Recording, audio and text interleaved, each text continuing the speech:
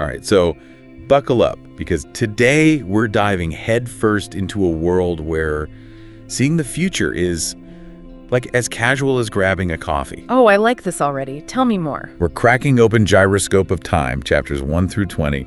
And trust me, this is not your grandma's antique shop. We're talking about the temporal sphere, people. A real, live look into what's coming next. Okay, now that's a concept that never gets old. The whole idea of peeking behind the curtain of time, it's fascinating, terrifying, and something humanity has wrestled with for, well, probably since we started telling stories. Exactly. And speaking of stories, that's where Evie comes in. Picture this. She finds this ancient gyroscope tucked away in her attic. It's just another day, just another dusty heirloom. Bam! Suddenly the future is, like, right there in front of her. It's such a classic setup, but it works every time, doesn't it? The accidental discovery, the sudden shift in reality. But as they say, with great power, yada, yada, yada. Right. You know it's going to get messy, and boy, does it ever. Evie's little attic find, turns out it's not exactly a secret. By chapter 2, she's got some seriously shady characters on her tail. Secret societies whispering in the shadows. Secret societies, you gotta love them. Always lurking. Always after something ancient and powerful. But it makes you think, doesn't it? What is it about the future that makes people so desperate to control it? Or maybe the better question is, who wouldn't want that kind of power? Totally. But as they say, be careful what you wish for. And in Evie's case, that warning is about to get real. Chapters 7 through 10 introduce us to Dr. Olson, a man on a mission, convinced he can use the temporal sphere to right the wrongs of the past. Uh-oh.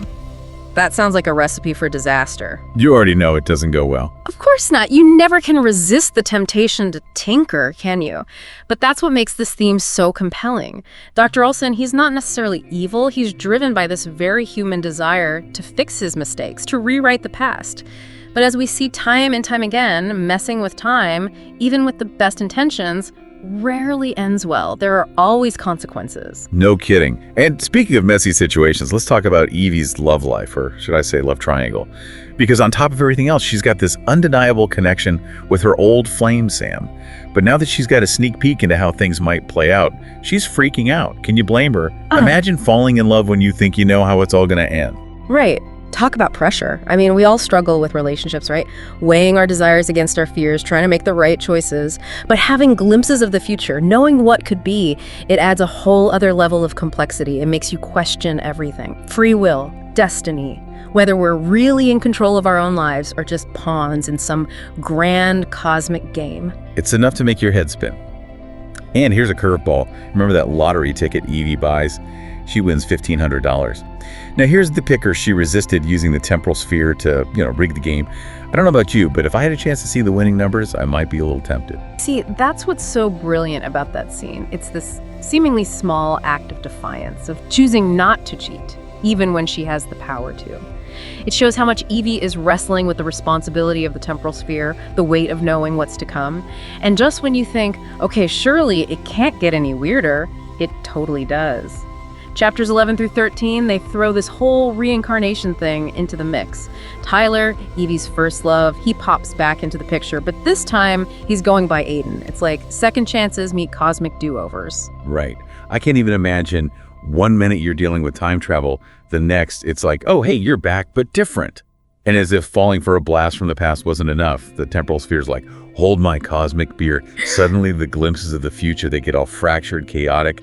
It's almost as if the more Evie tries to control it, the more unpredictable it becomes. Oh, absolutely. It's like the universe is sending her a message, Don't mess with time, kid.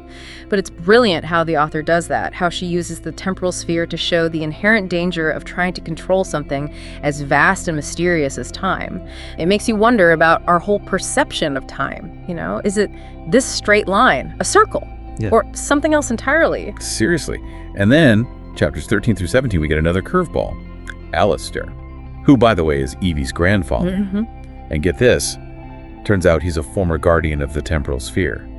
Talk about family secrets. Right. The whole legacy thing, the idea that knowledge, especially dangerous knowledge, gets passed down through generations. It's a heavy burden to carry. The weight of past mistakes, the responsibility of protecting the future. Tell me about it. And boy, does Alistair have some baggage. But you can tell he really cares about Evie. He wants to help her navigate this whole temporal sphere mess. But there's a catch. He made a deal, a dangerous one. promised the temporal sphere to some shady characters in exchange for something he desperately wanted. Oh no, this is where it all goes wrong, isn't it? Classic, be careful what you wish for scenario. And for Evie, those consequences, they're about to hit the fan. Hard. Because the people Alistair made the deal with, Yeah. they want what he promised. And they aren't afraid to play dirty to get it. Things get really intense, chapter 17 through 19. The stakes are higher than ever because now it's not just about the temporal sphere. It's about family, sacrifice, the true cost of trying to cheat fate. It's a pivotal moment in the story, you know? It really highlights those big questions we all wrestle with. Can we outrun our past mistakes? Or do they always catch up to us, even with something as powerful as the temporal sphere involved? Talk about an impossible choice, right? I mean, to protect your family like that, it's heartbreaking, but it gives Evie and Sam a chance to, finally break free.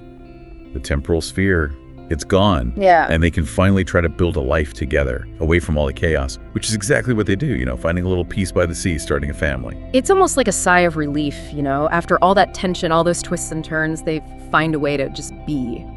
But it makes you wonder, can you ever really escape that pull, the allure of knowing what's to come? Right. Like even when you think you've buried the past, there's always this chance it might come back to haunt you. Still, there's something so hopeful about their choice, to focus on the present. They find joy in the simple things, their routines, nature, their connection with each other. It reminds you that even when the world feels uncertain, you can still find moments of peace, of happiness, right here, right now.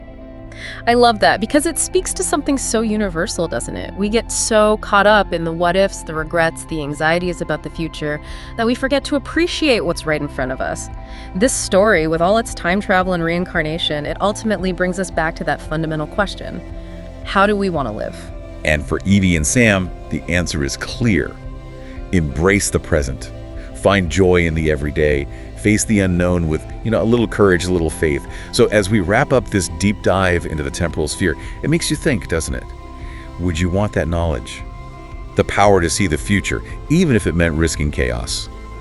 Or is the real adventure in letting go, in embracing the unknown? It's a question worth pondering, that's for sure. And one that lingers long after the final page is turned. It really does.